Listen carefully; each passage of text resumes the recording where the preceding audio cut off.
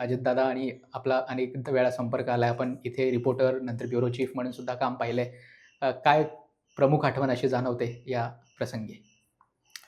खरं तर म्हणजे केवळ आठवणीविषयी म्हणजे बोलून हं. भागणार नाही. तर एकूणच अजितदादा काय व्यक्तिमत्व होतं, त्या व्यक्तिमत्त्वाचे काय पैलू होते, काय वैशिष्ट्य होते, याचं स्मरण आपल्याला या निमित्ताने करावं लागेल. आणि स्मरण हा शब्द बोलताना खरोखर खूप म्हणजे त्रास होतोय. हं. जो माणूस कायम भविष्याविषयी बोलायचा, त्या माणसाविषयी किंवा त्या माणसाबाबत भूतकाळात बोलणं हे खूप कठीण असतं बघ. बरोबर. आणि त्याचा अनुभूती मी आज घेतोय.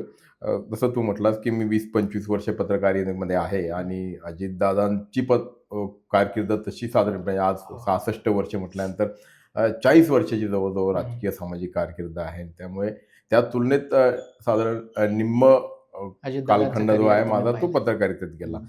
पण जसं तू म्हटलास, की पुणे, पिंपरी चिंचवड आणि पुणे जिल्ह्यामध्ये हं. माझी बऱ्यापैकी पत्रकारितेच्या निमित्ताने माझा वावर राहिलेला आहे. हं. आणि अशा वेळी अजित पवारांशिवाय अ, अ, पुणे किंवा पश्चिम महाराष्ट्रातली पत्रकारिता किंवा हं. एकूणच अलीकडच्या काळामध्ये महाराष्ट्रातली पत्रकारिता, हं. तर हे काही समीकरण जुळूच शकत नाही. हे सूत्रच पूर्ण होत नाही बघा. तर मग कुठल्याही क्षणी मग अजित पवारांचं अ, अगदी साध्या म्हणजे प्रचारामध्ये असलेला त्यांचा सगळा जो काही धंदा होता आपल्याला पाहायला मिळायचा. हं. झपाटल्यासारखं काम म्हणजे राजकारण करत असताना तिथपासून ते हं. एक समाजासाठी म्हणून किंवा जनतेच्या प्रश्नासाठी म्हणून वाहून घेतलेला नेता, कार्यकर्ता अशा प्रकारची वेगवेगळी रूपं आपण त्यांची पाहिली. हं. अ, अगदी सुरुवात जसं मी म्हटलं, की पुणे पिंपरी चिंचवडपासून झाली. अजित पवार खरं तर मी पिंपरी चिंचवडला पहिल्यांदा कामाला सुरुवात केली हं. पुण्यामध्ये आलो त्यावेळी. हं. म्हणजे त्यावेळी तर झी मराठी चॅनल होता, अल्फा टीव्ही मराठी वगैरे असं सगळं. आणि अजित पवारांचा देखील प्रवेश तसा पिंपरी चिंचवड मार्गेच झालेला हो, आहे, पुणे हो. शहरात जर विचार केला तर. कारण सगळ्यात आधी ते लोकसभेवरती निवडून आले होते. कारण हं. शरद पवार महाराष्ट्रात आले, त्यामुळे ती जागा रिक्त झाली आणि बारामती मतदारसंघाचा भाग असलेलं हे पिंपरी चिंचवड होतं. हो. त्यामुळे त्या अल्पावधीसाठी अर्थात ते खासदार राहिले. हं. मात्र त्यानंतर मग जसं मी म्हटलं, की राष्ट्रवादी काँग्रेस पुढे म्हणजे कालांतराने काँग्रेसमधून राष्ट्रवादी काँग्रेस बाहेर पडली आणि पिंपरी चिंचवडमध्ये राष्ट्रवादी काँग्रेसची एक हाती सत्ता आली. मग त्यावेळी एक हाती सत्ता येत असताना, की सूत्र कुणाच्या हाती? तर ते हं. अजित पवारांच्या हाती होते. त्यामुळे अजित पवार हे सगळ्यात आधी पिंपरी चिंचवडचे कारभारी बनले. हं. आणि मग पिंपरी चिंचवड कशा पद्धतीने विकसित होत गेलं हे आपण पाहिलं. आज पिंपरी चिंचवड जे पाहायला मिळतंय, तर ते हं. निश्चितपणे मी पिंपरी चिंचवडचे या विकासाचे शिल्पकार किंवा हं.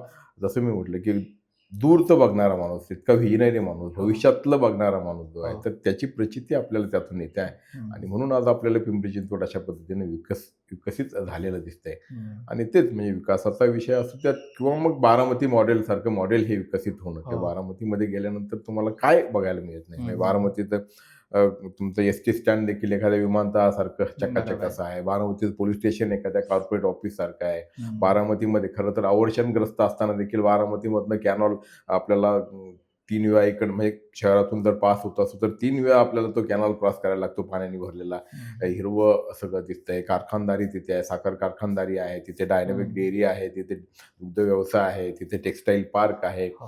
अ, जिथं हा अपघात म्हणजे दुर्दैवाने झाला, ती बघा म्हणजे बारामतीमध्ये एअरपोर्ट छोटंसं हो. आणि तिथे कारवार एव्हिएशन इन्स्टिट्यूट नावाची म्हणजे वैमानिकांना प्रशिक्षण देणारी देणारी संस्था संस्था. देखील तिथे चालायची. तर म्हणजे एखाद्या इथपर्यंत ज्या तालुक्यामध्ये विमानतळ असू शकतं, हे फक्त बारामतीमध्येच महाराष्ट्रात बहुतेक घडलेलं असावं.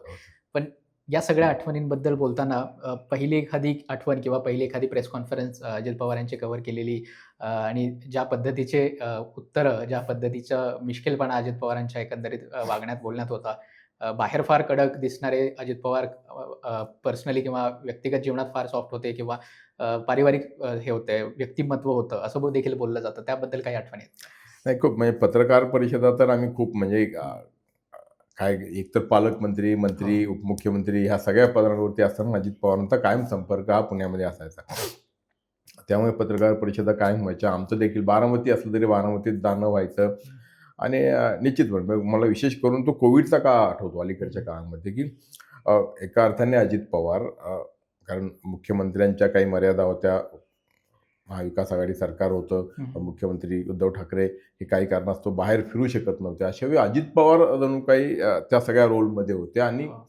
मग सगळीकडे जाऊन मग प्रवास करायचे आणि बैठका घ्यायच्या आणि त्यानंतर पत्रकार परिषदा घ्यायच्या. तर इथे कौन्सिल हॉलमध्ये त्या बैठका व्हायच्या. मग ते काय काय झालंय, काय काय घडलंय, काय काय सुविधा उपलब्ध करून देतो आहोत, हे सगळं ते सांगायचे. आणि महत्त्वाचं म्हणजे काय, की खूप काळजीने म्हणजे बारकाईने सगळ्या गोष्टींची जे नियोजन असतं म्हणजे एकतर मांडणी म्हणजे की आखणी आणि नियोजन या सगळ्या गोष्टी आणि त्याचं इम्प्लिमेंटेशन, अंमलबजावणी हे याच्या बाबतीत त्यांचं खूपच म्हणजे अ, खूपच आग्रह असायचा, की हो. का तसूभरही त्याच्यामध्ये हे नाही. आता पत्रकार परिषदेतल्या अनेक गोष्टी खरं तर असतात. प्रश्नांना उत्तरं ते सहजतेनं देत होते. पण काही प्रश्न टाळायची कशी ही त्यांना मग अशा वेळी माहिती होतं. अगदी म्हणजे आता मला तर बोलताना एखादा जर अडचणीचा प्रश्न असेल, तर "किती वर्ष झाले तू मला ओळखतोस?" मग आपण म्हणायचं, की "मी दादा 20 वर्ष ओळखतो ते किंवा त्यापेक्षा जास्त." "बघ आता तुझेही केस गेले आणि माझेही केस गेले आणि अजूनही तुला हा प्रश्न पडतो की माझ्याबद्दल." म्हणजे की टाळण्याचं एक प्रश्न प्रकार. हां किंवा कधी-कधी पत्रकारांना त्यांचा टोन सगळा एकदम बदलायचा. पण त्या अर्थात अडचणीच्या प्रश्नांच्या वेळी. बाकी इतर गोष्टी ज्या आहेत किंवा एकदा सविस्तर बोलायला लागली कुठल्याही गोष्टीची अगदी तपशिलात माहिती द्यायची. आणि अशातनंच मग नवनवीन बातम्या म्हणजे मला एकदा आठवतं, की मुठा नदीच्या गाळ काढणे कामाचा शुभारंभ होता.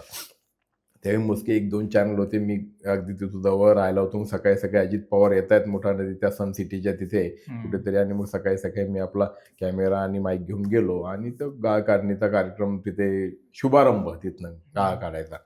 तो सगळा तो झाला आणि मग आम्ही 3-4 पत्रकार आणि माझा एकट्याचा तिथे तो माईक होता आणि त्यांना विचारलं, की प्रश्न असाच होता, की या गाळ काढल्यामुळे काय होणार आहे? म्हणजे मग ते काय कारण काय, की नदीचं पात्र फुलतं, मग पाणी बाहेर येतं, लोकांच्या घरात पाणी जातं. हे सगळं त्याच्यामागची पार्श्वभूमी.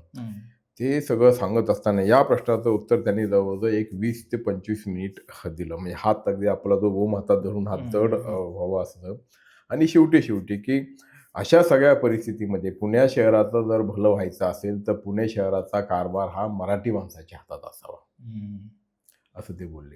याचा अर्थ असा होता, की त्यावेळी पुणे शहराची सूत्रे ही सुरेश कलमाडींच्या हाती होती आणि मग तिथून म्हणजे बघा म्हणजे कुठं सुरुवात झाली. पुणे शहराचा कारभार हा मराठी माणसाच्या हातात असावा.